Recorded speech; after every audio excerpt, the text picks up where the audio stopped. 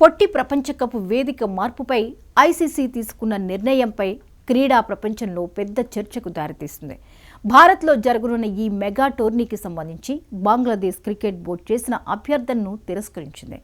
భారత్లో వచ్చే నెలలో ప్రారంభం కానున్న టీ20 ప్రపంచ కప్ మ్యాచ్లను శ్రీలంకకు మార్చాలని బంగ్లాదేశ్ పట్టుబట్టింది. తమ ప్లేయర్స్కు ఇండియాలో భద్రతాపరమైన ముప్పు ఉందని, అక్కడ ఆడేందుకు తమకు ఇష్టం లేదని బంగ్లాదేశ్ క్రికెట్ బోర్డు ఐసీసీకి లేఖ రాసింది.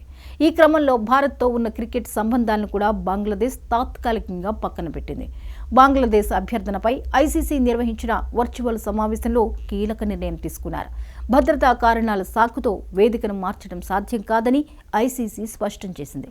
షెడ్యూల్ ప్రకారం బంగ్లాదేశ్ టీం కంపల్సరీ భారతదేశానికి రావాల్సిందేనని ఆదేశించింది. ఒకవేళ భారత్కు వచ్చి ఆడకపోతే ఆ మ్యాచ్లకు సంబంధించిన పాయింట్లను కోల్పోవడమే కాదు, టోర్నీ నుండి వైదొలగినట్లుగా పరిగణిస్తామని ఐసీసీ వార్నింగ్ ఇచ్చింది. ఇటీవల బంగ్లాదేశ్లో హిందువులపై జరుగుతున్న దాడుల పట్ల భారతీయ ప్రజల్లో నిరసనలు వ్యక్తమయ్యాయి. బీసీసీఐ ఆదేశాల మేరకు కోల్కతా నైట్ రైడర్స్ జట్టులో ఉన్న బంగ్లాదేశ్ ఫాస్ట్ బౌలర్ ముస్తాఫిజుర్ రెహమాన్ను తొలగించింది. దాదాపు 9 కోట్ల రూపాయలకు పైగా వేలంతో కొనుగోలు చేస్తున్న ప్లేయర్ను పక్కన పెట్టడం బంగ్లాదేశ్ ప్రభుత్వానికి ఆగ్రహం కలిగించింది. దీనికి ప్రతిచర్యగా బంగ్లాదేశ్లో ఐపీఎల్ ప్రసారాలను కూడా నిషేధించారు. అయితే ఐసీసీ మాత్రం తన వైఖరిని ఏమాత్రం మార్చలేదు. ప్రపంచ కప్ అనేది సభ్య దేశాలన్నీ పాటించాల్సిన నియమావళితో జరుగుతుందని, ఒక దేశం మాత్రమే భద్రతా కారణాలు చూపుతూ వేదిక మార్పు కోరితే అది సాధ్యం కాదని స్పష్టం చేసింది.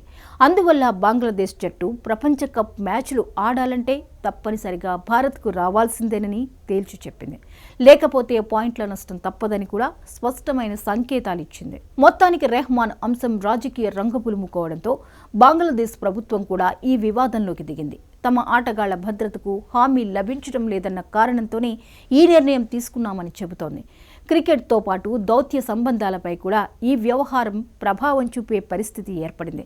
అయితే ఐసీసీ నిర్వహించే ప్రపంచ కప్ వంటి మెగా టోర్నమెంట్ల విషయంలో రూల్స్ చాలా కఠినంగా ఉంటాయి.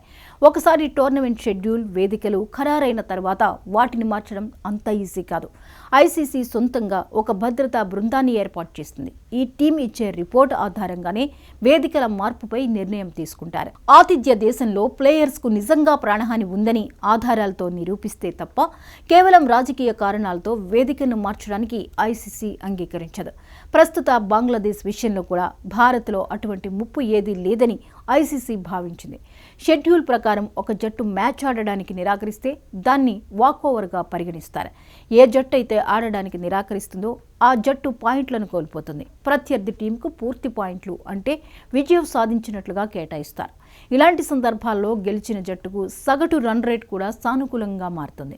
టోర్నమెంట్ మధ్యలో తప్పుకుంటే సదర్ క్రికెట్ బోర్డు భారీగా జరిమానా చెల్లించాల్సి ఉంటుంది. అలాగే ఐసీసీ నుండి వచ్చే వార్షిక నిధులపై కూడా దీని ఎఫెక్ట్ పడుతుంది. గతంలో పాకిస్తాన్ భారత్ వివాదాల సమయంలో హైబ్రిడ్ మోడల్ అమలు చేశారు. అయితే దీన్ని ప్రతిసారి అనుమతించరు. ఆతిథ్య దేశంతో సంబంధాలు పూర్తిగా దెబ్బతిన్నప్పుడు లేదా యుద్ధ వాతావరణం ఉన్నప్పుడు మాత్రమే ప్రత్యేక కేసుగా దీన్ని పరిగణిస్తారు. ఒక జట్టు భద్రతా కారణాలు చూపుతూ వేదిక మార్పు కోరిన ప్రతిసారి అంగీకరిస్తే భవిష్యత్తులో ఇతర దేశాలు కూడా ఇలాంటి డిమాండ్లతో ముందుకొచ్చే అవకాశం ఉంటుంది.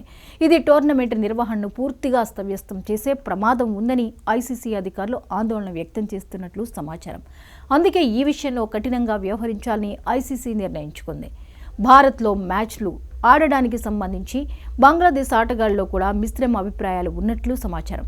కొంతమంది సీనియర్ ప్లేయర్స్ ప్రపంచ కప్ లాంటి పెద్ద టోర్నమెంట్ను రాజకీయ కారణాలతో దూరం పెట్టడం సరికాదని భావిస్తున్నారని తెలుస్తోంది. క్రికెటర్గా తమ కెరీర్లో ప్రపంచ కప్లో పాల్గొనడం ఎంతో ముఖ్యమని, ఇలాంటి అవకాశాలు తరచుగా రావని వారు అంతర్గతంగా వ్యాఖ్యానిస్తున్నారు. అయితే ప్రభుత్వ నిర్ణయాలకు విరుద్ధంగా బహిరంగంగా మాట్లాడేందుకు వారు వెనకాడుతున్నారని బంగ్లాదేశ్ మీడియా కథనాలు చెబుతున్నాయి. ఇక భారత్ క్రికెట్ వర్గాల్లో కూడా ఈ వ్యవహారం పెద్దగా చర్చకు వచ్చింది. బీసీసీఐ వర్గాల ప్రకారం క్రికెట్ను రాజకీయాలతో కలపకూడదన్నదే తమ ప్రధాన వాదన. అంతర్జాతీయ టోర్నమెంట్లో పాల్గొనే ప్రతి జట్టుకు సమానమైన భద్రత, సౌకర్యాలు కల్పించాల్సిన బాధ్యత భారత్ తీసుకుంటుందని వారు స్పష్టం చేస్తున్నారు. గతంలో పాకిస్తాన్, ఆస్ట్రేలియా, ఇంగ్లాండ్ వంటి దేశాల జట్లు కూడా భారత్లో ఎలాంటి ఇబ్బందులు లేకుండా పర్యటనలు చేశాయని ఉదాహరణగా చూపిస్తున్నాయి. దౌత్యపరంగా చూస్తే ఈ వివాదం భారత్ బంగ్లాదేశ్ సంబంధాలపై కూడా స్వల్ప ప్రభావం చూపే అవకాశం ఉందని నిపుణులు అంచనా వేస్తున్నారు. సాధారణంగా రెండు దేశాల మధ్య క్రీడలు స్నేహపూర్వక సంబంధాలకు ప్రతీకగా భావిస్తారు. అలాంటి క్రికెట్ రంగంలో విభేదాలు తలెత్తడం రాజకీయ వేదికలకు చేరే ప్రమాదం ఉందని విశ్లేషిస్తున్నారు. అయితే ఇరు దేశాల విదేశాంగ శాఖలు ఈ విషయంలో జాగ్రత్తగా వ్యవహరిస్తూ పరిస్థితి మరింత ముదరకుండా చూసే ప్రయత్నం చేస్తున్నట్లు సమాచారం. ప్రపంచ కప్లో బంగ్లాదేశ్ జట్టు పాల్గొనకపోతే అభిమానుల్లో తీవ్ర నిరాశ నెలకొనే అవకాశం ఉంది. టికెట్ అమ్మకాలు, టీవీ రేటింగ్స్, స్పాన్సర్స్ ఒప్పందాలపై కూడా దీని ప్రభావం పడుతుందని క్రీడా నిపుణులు చెబుతున్నారు. అందుకే చివరి నిమిషంలో అయినా బంగ్లాదేశ్ తన నిర్ణయాన్ని మార్చుకునే అవకాశం ఉందని కొందరు అభిప్రాయపడుతున్నారు. మొత్తంగా చూస్తే ఈ వ్యవహారం క్రికెట్ మాత్రమే కాదు, అంతర్జాతీయ నియమాలు, రాజకీయ ఒత్తిళ్లు, ప్రజాభిప్రాయాలు అన్నింటి మధ్య జరుగుతున్న పోరాటంగా మారింది. ఐసీసీ తీసుకున్న కఠిన వైఖరి వల్ల బంగ్లాదేశ్ ముందు స్పష్టమైన రెండు మార్గాలు మాత్రమే ఉన్నాయనే భావన బలపడుతోంది. లేకపోతే టోర్నమెంట్లో పాయింట్లు కోల్పోయి తీవ్ర క్రీడా నష్టాన్ని ఎదుర్కోవడం.